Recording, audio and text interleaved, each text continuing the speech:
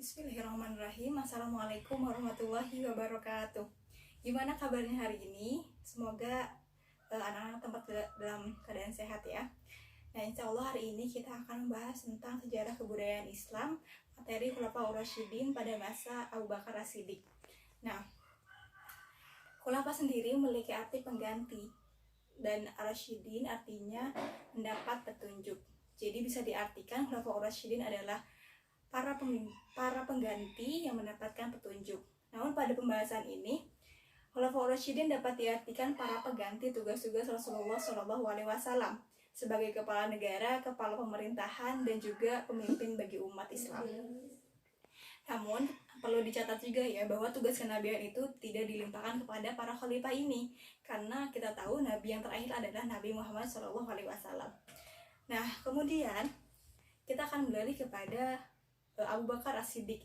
Nah, Abu Bakar sendiri memiliki arti adalah pelopor kebaikan. Mengapa begitu? Karena Abu sendiri merupakan bapak, sedangkan Bakar adalah segera, dini atau awal. Jadi bisa diartikan adalah pelopor kebaikan. Nah, kemudian nama asli dari Abu Bakar sendiri sebelum pra-Islam adalah Abdul Ka'bah. Namun kemudian Rasulullah menggantinya dengan Abdullah. Kemudian dari As-Siddiq sendiri, As-Siddiq adalah gelar yang didapatkan oleh Abu Bakar As-Siddiq ketika ada peristiwa Isra Mi'raj. Nah, ketika orang-orang Mekah tidak percaya akan hal itu, maka Abu Bakar adalah orang yang pertama yang membenarkan itu semua. Maka beliau digelarkan As-Siddiq. Nah, kemudian keistimewaan Abu Bakar ini juga adalah salah satu dari As-Sabiqunal Awwalun. Apa itu As-Sabiqunal Awwalun? Yaitu gelar bagi orang-orang yang pertama masuk Islam setelah Siti Khadijah. Nah, Abu Bakar sendiri sejak kecil sudah dikenal sebagai orang yang berbudi pekerti baik dan juga terpuji. Nah, selanjutnya, sesungguhnya Abu Bakar adalah orang yang senang menyambung tali silaturahim dan juga selalu berkata benar, banyak mendang kesulitan orang lain, menolong orang-orang yang menderita, dan juga menghormati tamu. Begitu katanya Ibnu Duguna. Nah, Abu Bakar sendiri juga memiliki sifat yang sangat dermawan. Mengapa begitu? Karena ada kisah ketika Abu Bakar masuk Islam, beliau mempunyai 40.000 dinar keping emas. Nah, dalam kisahnya, Abu Bakar menginfakkan hartanya semua kepada Rasulullah SAW untuk dakwahnya. Luar biasa ya. Semoga kedermawanan juga bisa kita ambil contoh untuk kehidupan kita sehari-hari. Nah, kemudian Abu Bakar juga adalah orang yang cerdas dan luas ilmunya. Kenapa bisa begitu?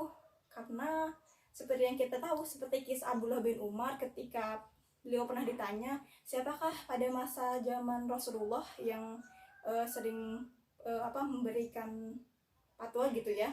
Nah, maka beliau menjawab bahwasanya Abu Bakar dan Umar, dan selainnya aku tidak mengetahui. Nah, kemudian Rasulullah juga tidak menyanggah hal tersebut.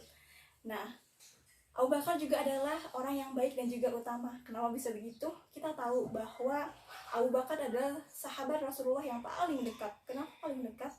Karena ketika Rasulullah hijrah ya, Abu Bakarlah yang menemani Rasulullah SAW hijrah dari Mekah ke Madinah. Dan peristiwa-peristiwa yang dilalui oleh Abu Bakar juga tentunya banyak bersama Rasulullah SAW. Sebagaimana kisah saat beliau ada di Gua Thur, yang mana ketika itu beliau masuk ke gua itu dan kemudian bilang kepada Rasulullah, jangan dulu masuk, biarkan aku dulu yang masuk, sehingga aku tahu jika memang ada hewan yang berbahaya, maka aku terlebih dahulu yang digigit. Nah, kayak gitu ya. Nah, kemudian setelah ada di gua tersebut, Rasulullah pun tertidur di pangkuan Abu Bakar, maka Abu Bakar ternyata tersengat oleh hewan yang berbisa. Maka Abu Bakar pun menahan kesakitan itu hingga akhirnya menetes air mata dan tidak sengaja terkena pipi Rasulullah SAW. Maka ketika itu Rasulullah bangun dan kemudian meludahi sengatan tersebut, dan alhamdulillah setelah itu sembuh. Nah, kemudian Abu Bakar juga adalah ketika akhirnya Rasulullah sakit di penghujung akhir usianya juga beliau minta kepada Siti Aisyah untuk akhirnya Abu Bakar yang menggantikan tugas beliau sebagai imam subuh waktu itu. Wah, luar biasa banget ya. Kemudian kita akan beralih kepada kebijakan-kebijakan apa saja yang diterapkan pada zaman Abu Bakar As-Siddiq. Nah, yang pertama yaitu menumpas orang-orang yang murtad. Nah, memberantas orang-orang murtad. Ketika akhirnya Rasulullah wafat, maka orang-orang dari kalangan kaum muslim, beberapa dari mereka ada yang lemah imannya, kemudian mereka akhirnya murtad atau keluar dari Islam. Mereka beranggapan bahwa sumpah setia mereka pada Islam ketika Rasulullah wafat, maka selesai juga gitu kan, sumpah setia mereka pada Islam. Maka dengan itu kita mengenal dengan gerakan ridho. Apa gerakan ridho itu? Ridho artinya murtad atau keluar dari Islam, kemudian kembali ke kepercayaan semula. Nah, gitu ya. Kemudian, kenapa sih perlu diberantas? Karena itu bisa menjadi ancaman bagi tubuh kaum muslimin pada saat itu. Nah, kemudian yang kedua adalah memberantas orang-orang yang tidak mau membayar zakat dan juga nabi-nabi palsu. Nah,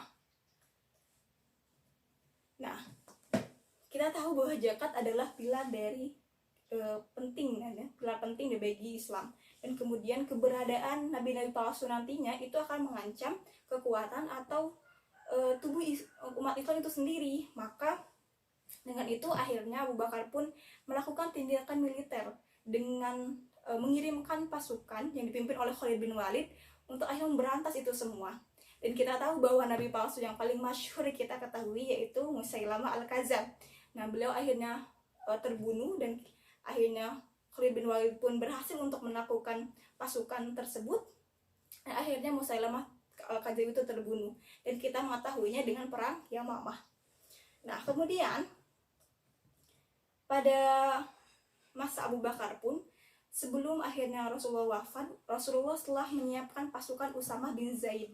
Nah, maka Abu Bakar pun meneruskan kembali untuk akhirnya mengirimkan pasukan Usamah bin Zaid yang sudah dipersiapkan pada masa Rasulullah SAW.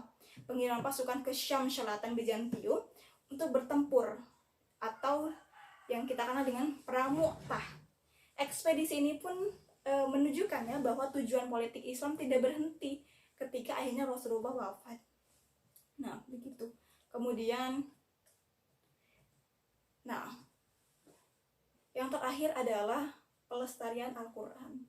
Nah, ketika akhirnya perang Yamamah itu berlangsung, banyak dari kaum muslim penghafal Al-Quran yang terbunuh pada saat itu. Maka hal ini membuat Umar bin Khattab khawatir apabila ketika ada perang-perang lain, kemudian para penghafal Quran tersebut pun terbunuh perlahan-lahan dan akan habis seperti itu. Maka Umar pun memberikan saran kepada Abu Bakar, bagaimana kalau kita mengumpulkan mushaf Al-Quran dan menuliskannya pada dibukukan gitu ya. Maka dengan diskusi yang cukup panjang, maka Abu Bakar pun menyetujui bahwa Al-Quran akan dibukukan. Dan kemudian Abu Bakar pun menunjuk Zaid bin Sabit sebagai orang yang akan menuliskan Al-Quran. Mengapa ini harus dituliskan? Karena pada saat itu Al-Quran belum menjadi mushaf seperti sekarang ya. Jadi masih tersebar-sebar, masih ada di pelapa kurma, kemudian di daun-daun, di tulang belulang dan lain sebagainya. Maka dari itu ini adalah menjadi penting. Kenapa akhirnya Al-Quran mesti dimushafkan? Apalagi seperti sekarang kan banyak banget yang belum menghafal Al-Quran. Gimana kalau seandainya zaman dulu Al-Quran tidak dibukukan? Mungkin sampai sekarang kita akan kebingungan terhadap kitab suci kita kayak gitu kan. Maka peran dari Abu Bakar ini sungguh sangat berjasa untuk kaum muslimin hingga saat ini. Nah, dengan begitu kesetiaan para khalifah kemudian menyebar ke seluruh penjuru jazirah Arab. Nah, kemudian pada tahun 634 Masehi, di akhir hayat Abu Bakar As-Siddiq, beliau mengalami sakit, yaitu sakit demam. Beliau kemudian berwasiat kepada Utsman gitu kan. Utsman menuliskan wasiatnya bahwasanya ketika Abu Bakar wafat, maka yang akan menggantikan menggantikan kepemimpinannya, yaitu adalah Umar bin Khattab. Kemudian setelah itu kemudian Utsman pun mendeklarasikan gitu ya pidato wasiat dari Abu Bakar As-Siddiq. Setelah Abu Bakar As-Siddiq pun wafat, maka dengan secara langsung dan telah bertekad bulat gitu ya umat Islam pada saat itu mengangkat Umar bin Khattab sebagai khalifah pengganti daripada Abu Bakar tersebut.